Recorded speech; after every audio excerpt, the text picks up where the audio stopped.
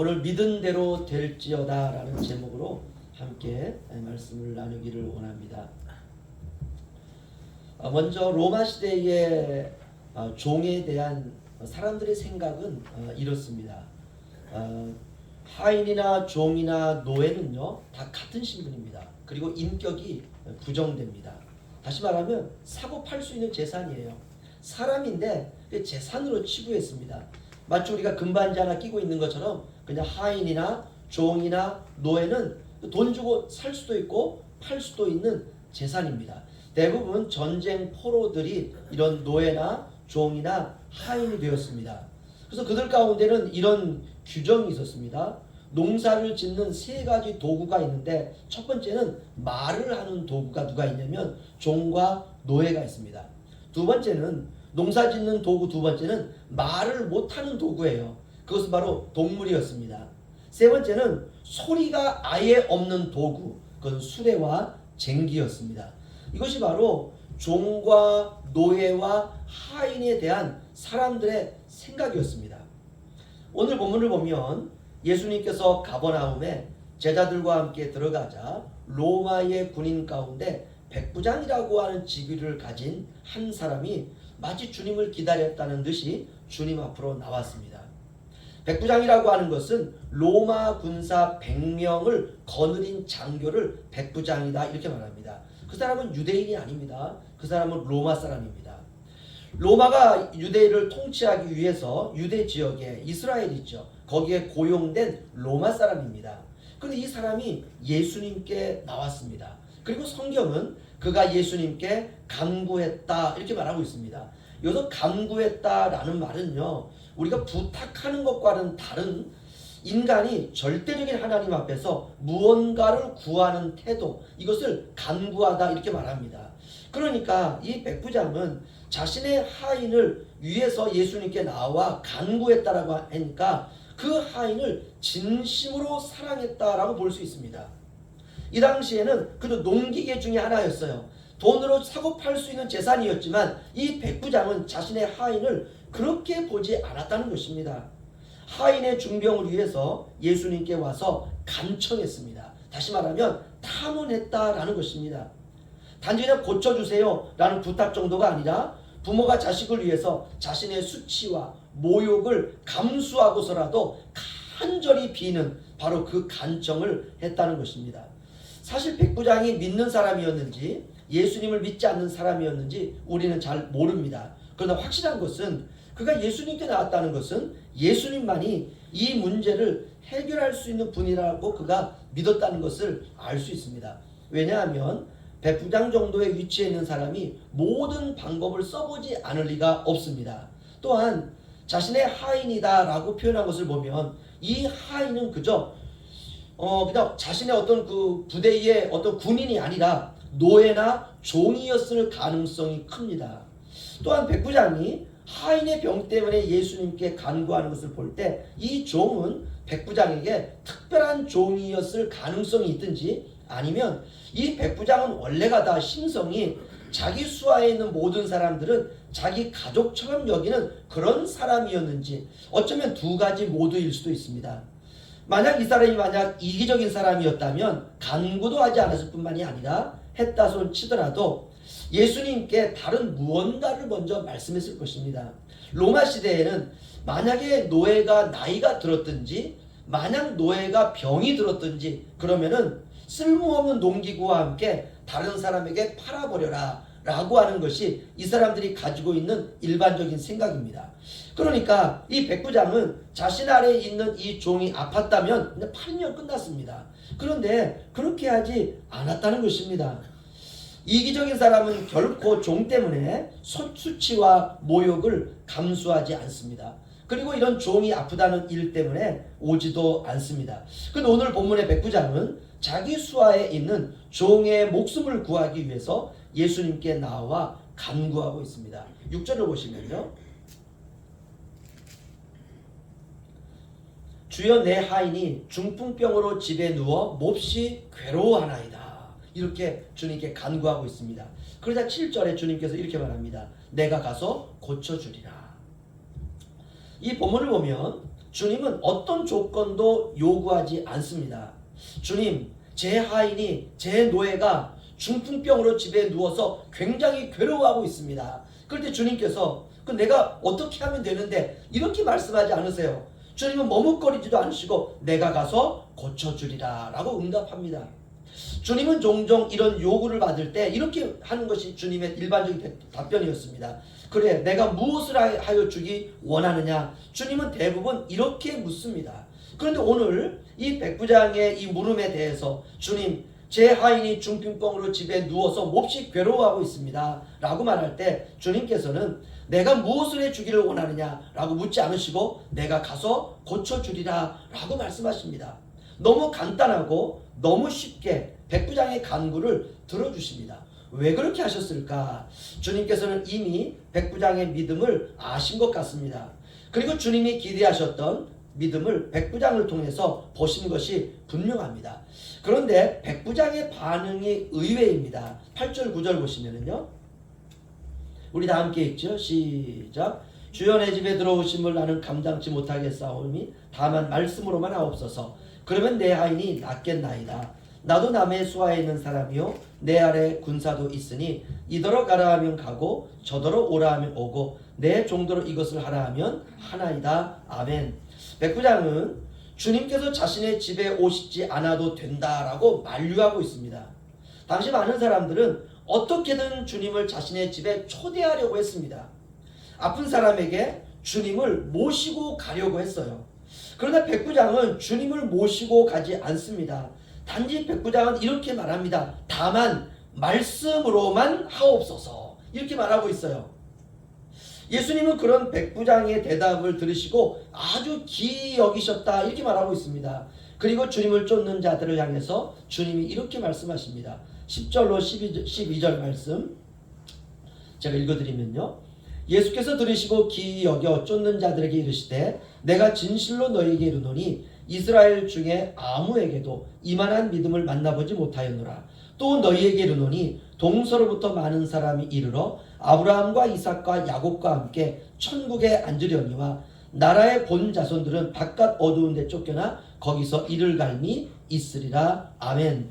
주님을 쫓는 자들을 향해서 주님은 백부장의 믿음을 이야기하고 있습니다. 내가 진실로 너희에게 이르노니 이스라엘 중에 아무에게서도 이만한 믿음을 만나보지 못하였노라. 아멘. 그렇다면 이만한 믿음이라고 하는 건 어떤 믿음일까? 내가 이스라엘 중에서 아무에게서도 이만한 믿음을 만나보지 못하였노라. 도대체 어떤 믿음일까? 많은 사람들이 이 본문에서 관심을 갖는 것은 이만한 믿음보다도 종이 치유된 사건입니다. 기적이죠. 그래서 사람들은 나도 고쳐달라라고 기도합니다. 하지만 우리가 좀 더 생각해 보아야 될 것이 있다는 것입니다. 백부장은 하나님 앞에 나와서 기도한 것이 아닙니다.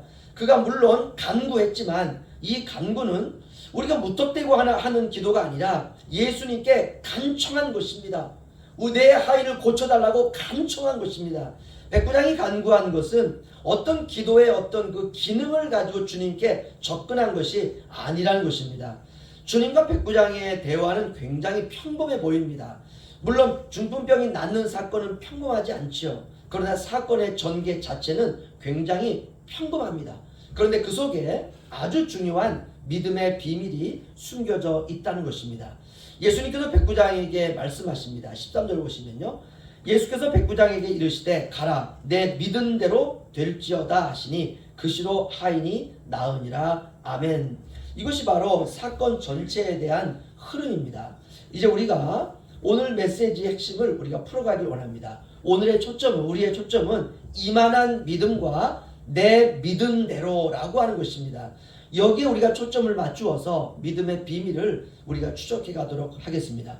우리가 들으시면서 우리가 지금까지 가지고 있던 믿음의 틀이 조금 흔들릴 수 있습니다. 목적은 흔들려고 하는 것이 아니라 우리도 이만한 믿음 그리고 믿은 대로의 역사를 경험하기를 원한다는 것입니다. 하나님의 말씀은 경험되어야 됩니다. 우리가 경험이 말씀을 앞설 수는 없지만 말씀이 경험될 수 있다는 것은 성경적입니다. 아무튼 잘 정리하시면서 따라오시면 될 것 같습니다. 우리가 오늘 이후 우리가 믿는다는 것이 무엇인지 구체적으로 우리가 정리돼야 되고요.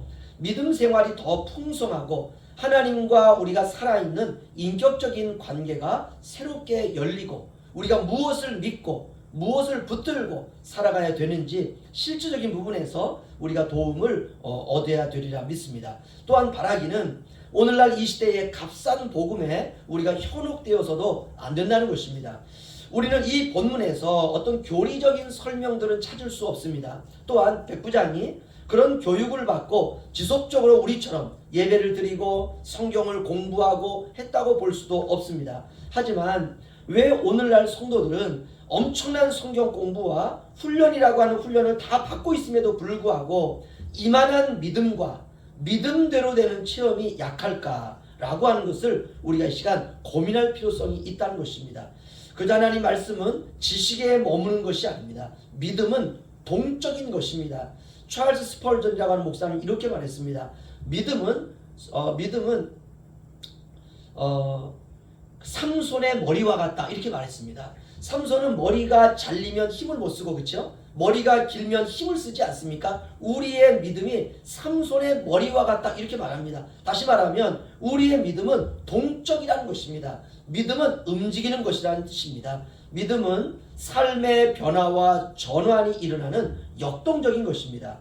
우리가 그저 몇 가지 알고 믿는다는 고백 정도가 아니라 다이너마이트와 같은 삶의 역동성과 폭발력을 가져온다는 것입니다. 그렇다면 백부장의 믿음은 어떤 믿음이었을까? 우리가 성경을 통해서 유추해 들어갈 필요성이 있습니다.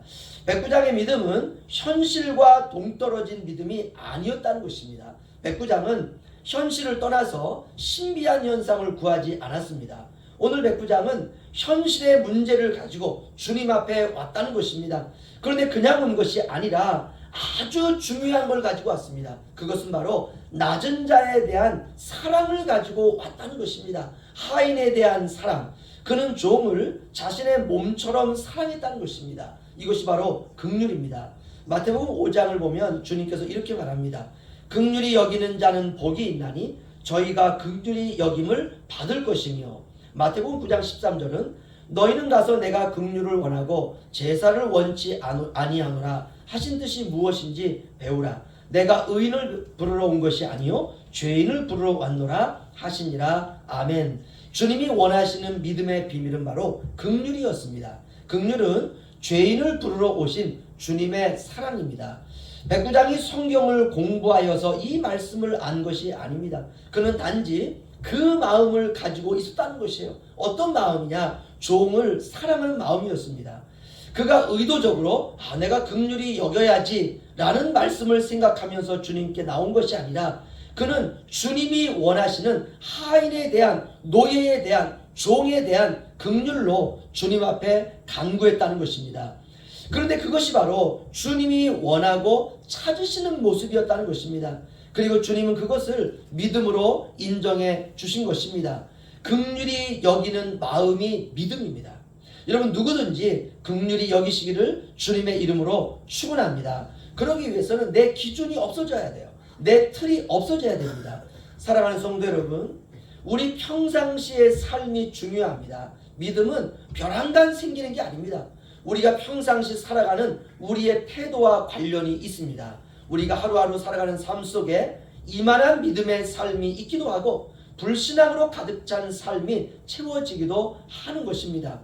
저와 여러분의 인생에 우연은 없습니다. 모든 것은 다 필연입니다. 모든 것은 필연을 가장한 우연일 뿐입니다. 무엇보다도 먼저 현재 우리 자신이 처한 삶 속에서 나보다 낮은 자를 존귀하게 여기는 진정한 사랑으로 우리가 살아가야 된다는 것입니다. 주님은 바로 그곳을 응시하시고 우리가 긍휼히 여기는 삶을 가장 최고의 가치로 여길 때 이만한 믿음으로 우리를 인정해 주신다는 것입니다. 오늘날 믿음을 구하기 위해서 사람들은 기도원을 찾기도 하고요, 남이 모르는 기도에 전념하기도 합니다. 믿음의 역사, 믿음의 기적을 구하는 마음 때문에 그렇습니다. 하지만 오늘 백부장은 그렇게 해서 믿음의 사람이 되지 않았다는 것입니다. 그는 그저 사랑이 많은 사람이었어요. 그리스도인의 삶이라고 하는 것을 한마디로 말하면 바로 사랑입니다. 긍휼은 사랑에서 흘러나옵니다. 우리가 아프고 고통받고 상처받고 슬픔 속에 있는 이들을 우리가 사랑해야 됩니다. 긍휼히 여겨야 됩니다. 긍휼과 사랑은 이만한 믿음과 연결되어 있습니다. 여러분, 사랑이 없는 믿음은 없습니다. 긍휼이 없는 믿음은 없습니다. 긍휼이 없는 용서는 없습니다. 당시 사회는 아프고 고통당하고 장애가 있는 사람에 대해서는 천대했습니다. 만약 내 존이 아프다 그러면 갖다 버립니다. 아니면 다른 사람들에게 팔아버립니다. 아니면 만약에 아이를 낳았는데 아이가 이게 질병이 있어요. 그러면 그 자리에서 죽여버립니다. 유대인들도 마찬가지였습니다. 로마와 유대 세계는 굉장히 닮은 점이 있었습니다. 하지만 그 속에서 백부장은 자기보다 낮은 자를 향한, 병든 자를 향한 긍휼이 그의 삶이었다는 것입니다. 죄인을 구하러 오신 예수님, 병든 자를 치유하기 위해서 오신 예수님과 병든 하인을 위해서 예수님께 온 백부장의 믿음이 일치했다는 것입니다. 백부장의 믿음 안에는 사랑이 녹아 있었습니다. 낮은 자를 긍휼히 여기고 불쌍한 자를 불쌍히 여기는 마음이 녹아 있었습니다. 현대 그리스도인들처럼 밑도 끝도 없이 무조건 축복만 원하고 사랑도 없이 병만 고쳐달라고 하는 태도와는 전혀 다른 것이 있었다는 것입니다. 그런 의미에서 믿음 안에는 이기적인 자기의 뜻이 있어서는 안 된다는 것입니다. 그것이 아무리 영적인 것이라 할지라도 긍휼보다 앞서면 이미 욕망이 되는 것입니다. 육적인 믿음이 죽고 주님이 주시는 새로운 믿음으로 우리가 살아가야 되는데 우리가 그렇지 못하고 이기적인 믿음으로 살아갈 때가 많습니다. 그래서 그리스도를 믿기 이전과 믿은 이후가 구별이 되지 않을 때도 있습니다. 우리가 전적으로 주님만을 의지하고 주님만을 바라고 주님만을 붙드는 믿음이 필요합니다. 믿음의 주체는 주님이시고 주님은 믿음의 주인이 되십니다. 이런 의미에서 백부장의 믿음은 믿음이 가질 수 있는 요소를 다 갖추었다라고 볼 수 있습니다. 이걸 누군가 백부장에게 가르쳐 준 것도 아닙니다. 백부장이 누구에게 배운 것도 아닙니다. 성경에 그런 부분이 전혀 나오지 않고 있습니다. 요즘은 인위적인 믿음이 대세입니다. 믿음도 인위적으로 만들 수 있다라고 사람들은 생각하고 있습니다. 믿음을 얻는 방법들이 난무하고 있습니다. 우리가 그렇다고 해서 믿음이 생기는 것이 아닙니다. 무엇이든 우리가 사람의 힘으로 가르치고 주입하면 된다고 생각하고 있습니다. 그래서 믿음의 순수함을 볼 수 없는 것이 오늘날 이 시대입니다. 모든 게 다 시스템화되어 있다는 것입니다. 믿음, 예배, 기도, 찬양, 성경, 교리 무엇이든지 간에 묻기만 하면 전부가 다 시스템화되어 있고 전문화되어 있어서 배우면 된다라고 생각하고 있습니다. 그러나 믿음은 그렇지 않습니다. 우리가 하나님께서 자유롭게 다니셔야 되는 공간마저도 인간의 능력으로 대체하려고 하는 본능이 숨어 있습니다. 예를 들면 기도도 내 쪽에서 그냥 따발총처럼 쏟아붓고 일어서면 된다라고 생각합니다. 그러면 후련하죠. 그러나 우리가 그런 것을 기도라고 하지 않습니다. 기도라고 하는 것은 하나님의 음성을 기다리는 시간이 필요합니다. 인간 편에서 때로는 답답한 시간과 과정이 필요합니다. 눈물과 한숨과 애통의 그런 시련들도 필요합니다. 이것이 바로 기도입니다. 우리는 기도하고 그 나머지 모든 것은 하나님의 영역입니다. 하나님께서 우리에게 오셔서 우리에게 말씀하시면 우리 편에서는 순종하는 것입니다. 찬양도 그렇고 예배도 그렇고 성경 읽는 것도 그렇습니다. 내 쪽에서 주도적이 되어서는 안 된다는 것입니다. 모든 주권은 하나님께서 가지고 계십니다. 그런데 백부장은 철저히 주님의 주권을 인정하고 있습니다. 백부장은 8절 9절을 보시면 이렇게 말하고 있습니다. 백부장이 대답하여 가로되 주여 내 집에 들어오심을 내가 감당치 못하겠사오니 다만 말씀으로만 하옵소서. 그러면 내 하인이 낫겠나이다. 나도 남의 수하에 있는 사람이요 내 아래도 군사가 있으니 이더러 가라 하면 가고 저더러 오라 하면 오고 내 종더러 이것을 하라 하면 하나이다. 아멘. 백부장은 주님 앞에 이렇게 말합니다. 주님께서 다만 말씀만 하옵소서. 백부장은 순종이 몸에 밴 사람 같습니다. 주님 다만 말씀으로만 하옵소서. 꼭 주님께서 기다리시던 말씀 같지 않습니까? 사람들은 주님의 말씀이 아니라 화끈한 것을 원합니다. 사람들을 끌어모으기 위해서 화끈한 것이 아니면 안 된다는 사고가 이 세상에 너무나 팽배합니다. 그러나 백부장은 주님 말씀 한마디면 충분합니다. 그것으로 만족합니다. 여러분 어떻습니까? 주님의 말씀 한마디로 여러분 부족하지 않습니까? 오늘날 사람들은 주님 말씀으로는 부족하다라고 생각합니다. 그런데 오늘 백부장은 주님 말씀 한마디면 족합니다 라고 말하고 있습니다. 여러분 신앙이라고 하는 것은 말씀이 몸에 배는 것입니다. 신앙이라고 하는 것은 순종이 몸에 배는 것입니다. 순종이 나의 몸을 적시고 순종이 몸을 통해서 세상에 드러나는 것입니다.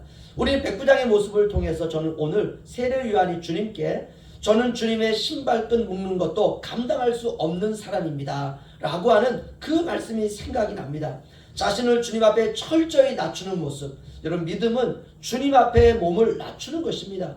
악을 쓰는 것이 아니라 몸을 낮추는 것입니다. 주님 앞에 엎드리는 것입니다. 자신을 꺾고 주님 앞에 자신이 꺾이는 것입니다. 마치 왕 앞에서 신하와 같은 마음으로 서는 것입니다. 여러분 진정한 신하는 왕 앞에서 왕의 위엄을 느낍니다. 왕의 말씀 한마디면 족하다는 것을 믿는 신하는 왕의 위엄을 아는 신하인 것입니다.